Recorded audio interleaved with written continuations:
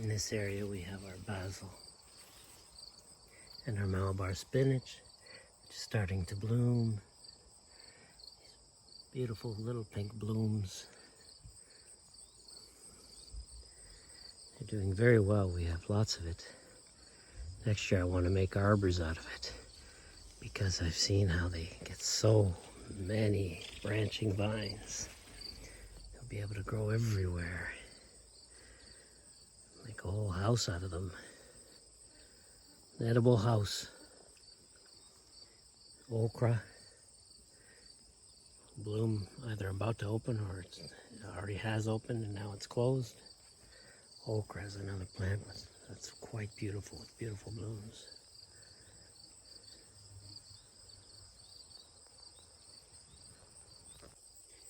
Here's some rhubarb here. We've already harvested quite a bit, so I decided to let, for the end of the season, I decided to let a lot of the big rhubarb stems stay, just to feed the roots really well for through the winter.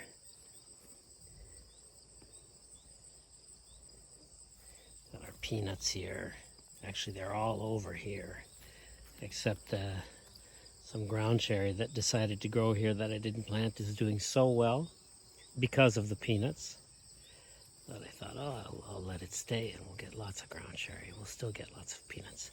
And then some peppers too that I mixed in with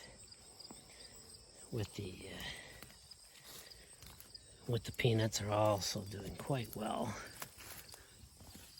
Very, very well. Behind the ground cherry and the peanuts, you can see a bunch of mustard there, and behind the mustard you can see some three sisters, the beans and the corn, and well, behind them the squash over there.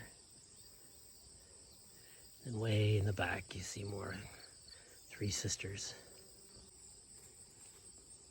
This is a bunch of walking onions that I planted recently, doing quite well. We'll be able to start harvesting the greens in a few weeks before they go to sleep for the winter. And here we have some tomatillos. Doing quite well. There are hundreds of little tomatillos in there. Some more nicotiana, some more squash in our cabbage patch. The squash has really grown in through the cabbage patch. Bunch of oregano here doing quite well. Really, really well. You can hear lots of bees in the oregano blooms. And then right here, this is one of my favorites. Type of sorghum. This is sugarcane sorghum. Syrup sorghum is another way of calling it. That's almost 3 meters tall up there. Got it alongside my three sisters on the left and over on the right over there too.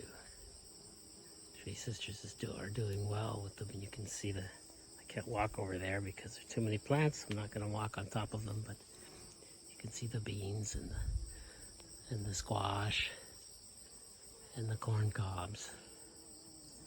It's beautiful.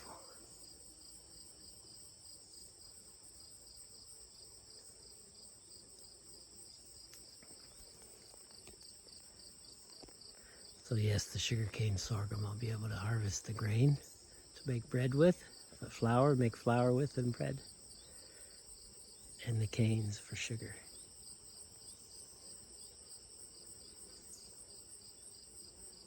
So these are our peppers. We're still in the first week of September. There are lots of peppers on these pepper plants. As you can see here, some of them, but a lot of them are hidden underneath.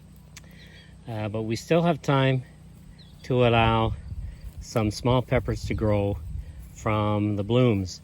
So this is what I like to do to help some of the blooms get pollinated.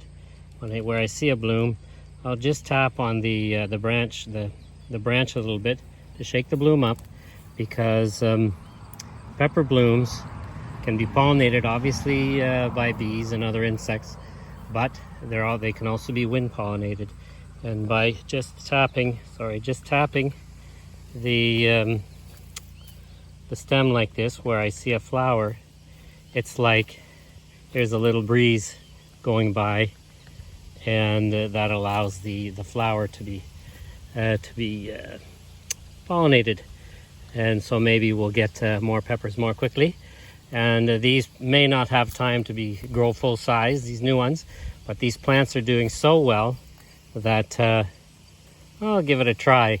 However, what I am noticing the last week or so, it's become very hot with no rain ever since around the 19th of August, 20th of August.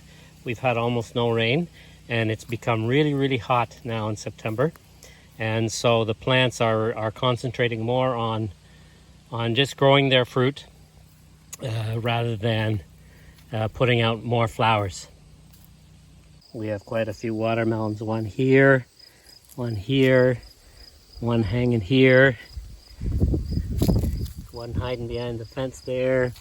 There's one here, one hiding in the thyme there, and lots of other plants growing in here. Try and pull them up now. I'll pull up the watermelon roots too.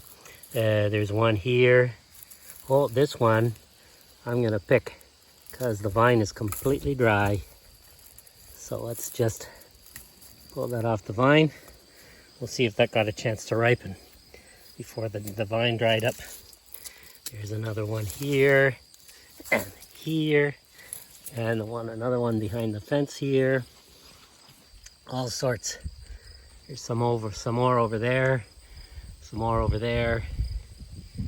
We have about, by the time we're done, we will have harvested maybe between 40 and 50 watermelons. It's wonderful.